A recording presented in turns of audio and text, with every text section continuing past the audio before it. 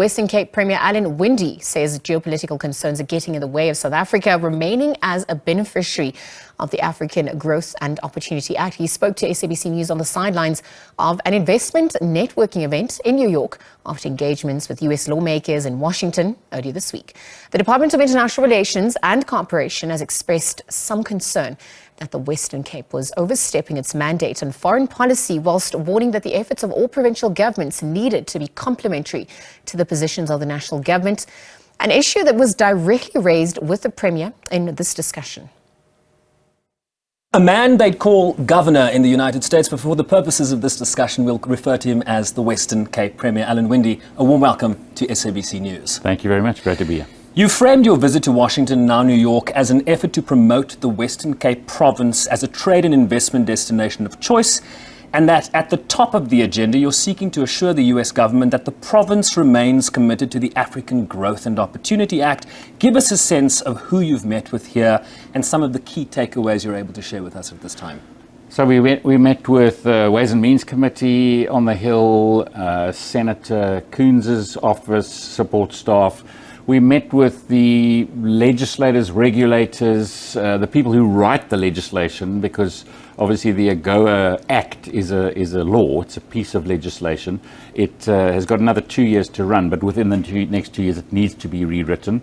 There's some geopolitical stuff in South Africa that's really getting in the way, and there's a negative narrative at the moment, and we've got to change that, and we've also got to show that, and for me, representing a lot of the agricultural trade that takes place between South Africa and the US comes out of our province, and I've got to make sure that we are going to be able to continue that kind of trade. So are you here seeking a carve-out for the Western Cape, or are you here representing sort of the broader South African project in terms of remaining within AGOA? Okay, so I am a South African. Right. Before I left South Africa, I phoned Ibrahim Patel to say I'm going to be talking about AGOA.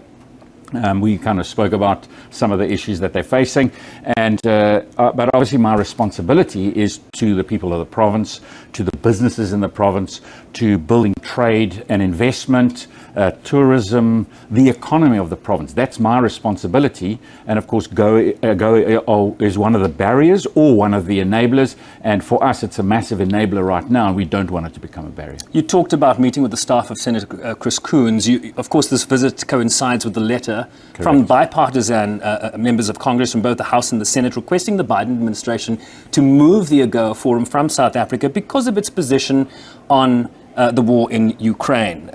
Also, of course, a pertinent issue is, of course, the US-sanctioned Lady R Russian cargo ship, and accusations, of course, unconfirmed at this point, that South Africa loaded arms and ammunition onto this vessel before it departed South Africa in December. Were you able to talk about these issues, and what were you confronted by? So, of course, the geopolitics, that South African issue around Russia, Ukraine, became kind of the main hurdle in all of the meetings.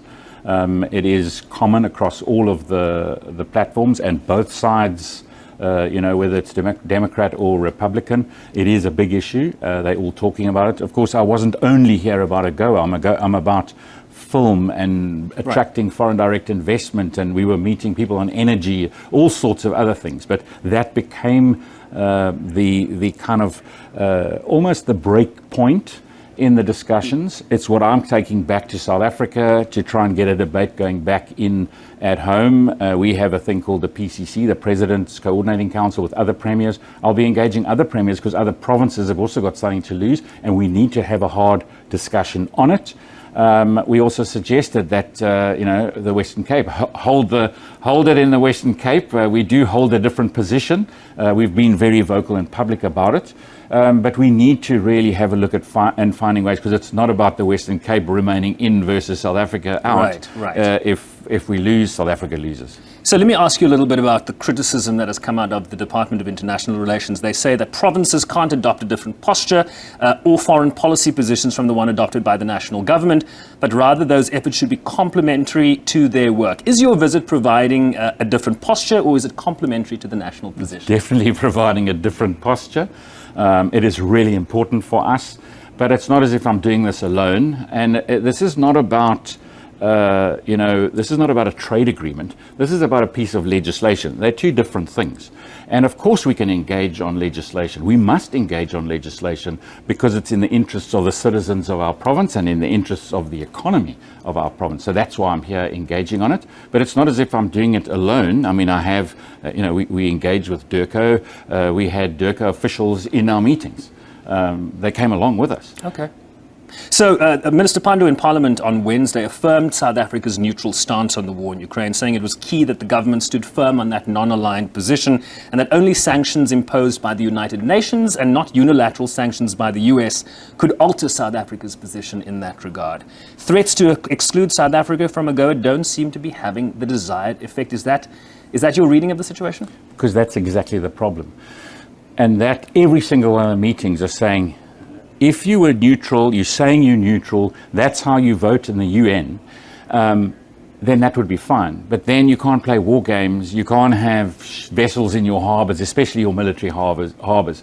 So those nuances, they need to be fixed. Their argument would be that they have defence and military relationships with the United States, and those relationships continue as well. This is a matter about South Africa's sovereignty. How do you respond to that? But then South Africa must respond. We must finish these investigations, come out with the data, and put it into the public domain. Your visit here, Premier, comes as well as the African Peace Initiative led by President Ramaphosa, and 5 African heads of state is expected to be in Kyiv in the next couple of days, and then St. Petersburg, Russia on Saturday. What's your sense of where that might go, and does it have your support? So in the last discussion with the President, he was talking about how he is going to try and play that neutral role, look at peace brokering.